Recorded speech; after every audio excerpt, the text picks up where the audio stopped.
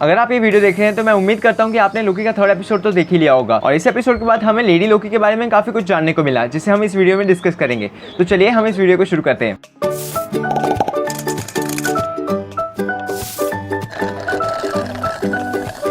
इस एपिसोड में हमें सबसे पहले ये पता चला कि लेडी लोकी का नाम सिल्वी है और जैसे कि हमने अपने पिछले वीडियो में डिस्कस किया था कि ये लेडी लोकी सिर्फ सेक्रेट टाइमलाइन में ब्लास्ट करना चाहती है ताकि टीवीए का ध्यान बटा सके और उसका टाइम कीपर्स तक पहुंचने का काम आसान हो जाए और ऐसा हुआ भी। जैसे ही पूरा टीवीए खाली होता है लेडी लोकी पहुंच जाती है टीवीए के हेडक्वार्टर्स पे और इस एपिसोड में हमें लेडी लोकी के एन्चेंटमेंट यानी कि उसकी पावर्स के बारे में भी ज्यादा जानने को मिला कि किस तरह से वो अपने पावर्स से लोगों के माइंड को कंट्रोल कर सकती है। और हमें स्टार्टिंग में टीवीए हंटर C20 दिखाई देती है जिसे लेडी लोकी ने किडनैप कर लिया था पिछले एपिसोड में। किस तरह से वो उसके दिमाग को कंट्रोल करती है, उसके यादों को भ्रम पैदा करती है और टाइम कीपर्स के बारे में पता लगाती है। और इस एपिसोड में आपको सिल्वी काफी जगह पे अपनी पावर्स का इस्तेमाल करती हुई दिखेंगी और उसकी ये पावर्स वांडा से काफी ज्यादा सिमिलर है। जैसे कि वांडा लोगों के माइंड को कंट्रोल करती है और अब तो वो एक साथ काफी लोगों के माइंड को कंट्रोल कर सकती है जैसे कि हमने वांडा विजन में देखा था। और इस एपिसोड में सिल्वी मेंशन करती है कि उसे अपनी पावर्स यूज करने के लिए फिजिकल कॉन्टैक्ट की जरूरत है और वो वीक माइंड्स को काफी इजीली कंट्रोल कर लेती है as compare to strong and complex mind. और इसी वजह से वो लोकी के माइंड पे कंट्रोल नहीं कर पाती क्योंकि लोकी का माइंड काफी स्ट्रॉन्ग है। और ऑफ कोर्स एक टाइम था जब लोकी का माइंड इतना स्ट्रॉन्ग नहीं था।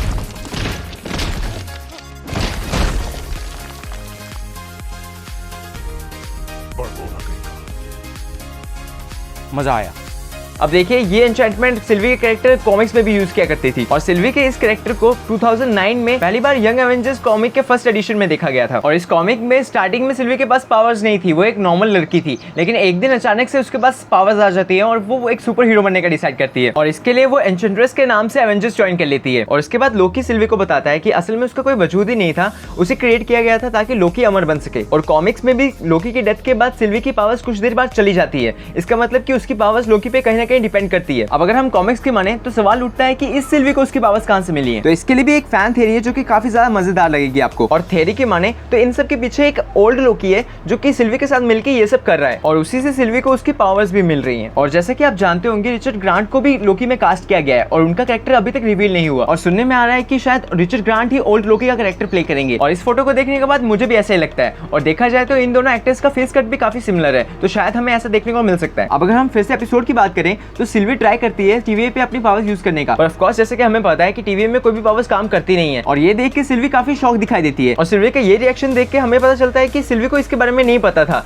तो अगर उसे इसके बारे में नहीं पता था इसका मतलब है कि वो टीवी में कभी आई ही नहीं है। तो इसका क्या मतलब है कि टीवी वालों ने कभी सिल्वी को पकड़ा ही नहीं और वो स्टार्टिंग से उनकी नाक में दम कर रही है। और फिर लोकी भी सिल्वी के पीछे पीछे आ जाता है और जो कुछ भी सिल्वी करने वाली थी उसके प्लान के बीच में आ जाता है और फिर सिल्वी के टाइम पैड की वजह से दोनों के दोनों गलती से फ्यूचर में ट्रैवल करके पहुंच जाते हैं फ्यूचर में 2077 लेवेंटिस 1 नाम के एक मून पे जहाँ पे लोग बसे हुए हैं और इस मून का प्लैनेट उससे टकराने वाला है और पूरी की पूरी सिविलाइजेशन खत्म हो जाने वाली है, यानी कि एक प्रलय का टाइम है। अब अगर हम सिल्वी की माने तो उसके टाइम पैड में सारे के सारे अपोकलिप्स के लोकेशंस यानी कि प्रलय की लोकेशंस फीड है और ये उन सब में से सबसे खतरनाक प्रलय का टाइम है। अब सवाल ये उठता है कि सिल्वी को इन सब लोकेशंस के बारे में कैसे पता? I mean, इन सब प्रलय की लोकेशंस के बारे में तो सिर्फ वही जान सकता है जिसने टीवी में रह के काम किया हो और इन प्रलय की लोकेशंस पे रिसर्च की हो, जो कि पिछले एपिसोड में सिर्फ लोकी और मोबियस ने की थी। इसके बाद ये दोनों एक ट्रेन में चढ़ जाते हैं जो कि उन्हें एक रॉकेट तक पहुंचाएगा जो कि सभी लोगों को इस प्लैनेट से बाहर निकालने वाला है। और इस बीच लोकी एक डायलॉग कहता है जो कि मुझे पर्सनली काफी ज्यादा पसंद आया, प्यार एक खंजर है, लव इज अ डैगर। मतलब कि लोकी ने भी वो प्यार वाला दर्द महसूस किया होगा। और इसके बाद हमें ये भी पता चला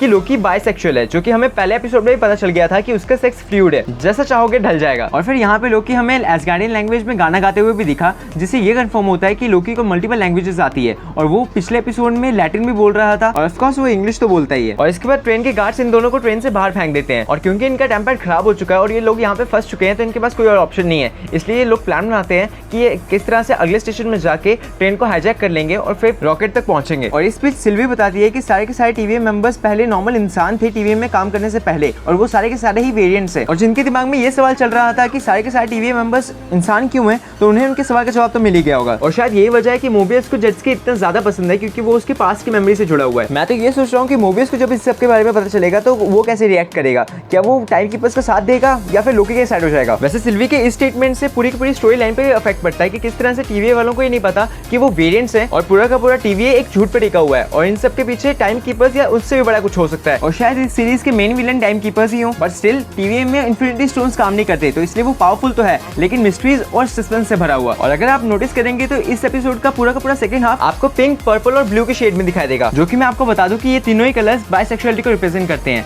मतलब कि इस सीन के पूरी की पूरी प्लॉटिंग काफी अच्छे से प्लान की गई है। और फिर लोकी और सिल्वी जब तक अगले स्टेशन तक पहुंचते हैं, डिस्ट्रक्शन स्टार्ट हो चुका होता है और फिर जब दोनों स्ट्रगल करके इस ट्रेन के पास पहुंचने वाले होते हैं तो सब कुछ तबाह हो जाता है और उनके अरमानों पे पानी फिर जाता है। और इस दौरान आपने नोटिस किया है नहीं पता नहीं, लेकिन यहाँ पे पूरी की पूरी बिल्डिंग को लोकी रिवर्स कर देता है। और इससे मुझे याद आया डॉक्टर स्ट्रेंज के एंडिंग का ये सीन जहाँ पे डॉक्टर स्ट्रेंज सारी बिल्डिंग्स को रिवर्स कर देता है और ये सब तो सिर्फ टाइम स्टोन से ही पॉसिबल है। फिर मुझे याद आया लोकी का पहले एपिसोड का ये सीन जिसमें लोकी ने टाइम स्टोन को हाथ में लिया होता है, तो शायद उसने वहां से वो टाइम स्टोन चुरा लिया हो। और वैसे भी लोकी चीजें चुराने में तो एक्सपर्ट ही है, आपको टेस्सेरेक्ट तो याद ही होगा, इसलिए मुझे लगता है कि यहाँ पे लोकी ने टाइम स्टोन का यूज करके बिल्डिंग को रिवर्स किया होगा। अभी मैं सिर्फ गैस ही कर रहा हूँ, पर ऐसा भी हो सकता है कि ये कोई लोकी की नई पावर हो जो हमने अभी तक देखी नहीं है, कुछ कह नहीं सकते। अब अगर मैं ओवरऑल एपिसोड की बात करूँ तो ये काफी इन्फॉर्मेटिव था। इस पूरे एपिसोड का फोकस सिल्वी और लोकी के डिस्कशन पे ही था और हमें काफी कुछ सिल्वी और लोकी के बारे में जानने को मिला। तो बस आज की वीडियो के लिए इतना ही। अगर आपको ये सीरीज देखनी है तो आप हमारे टेलीग्राम चैनल को ज्वाइन कर सकते हैं जिसका डिस्क्रिप्शन में लिंक दिया गया है। तो बस आज की वीडियो के लिए इतना ही। अगर आपको हमारी वीडियो अच्छी लगी तो प्लीज लाइक बटन दबा दें,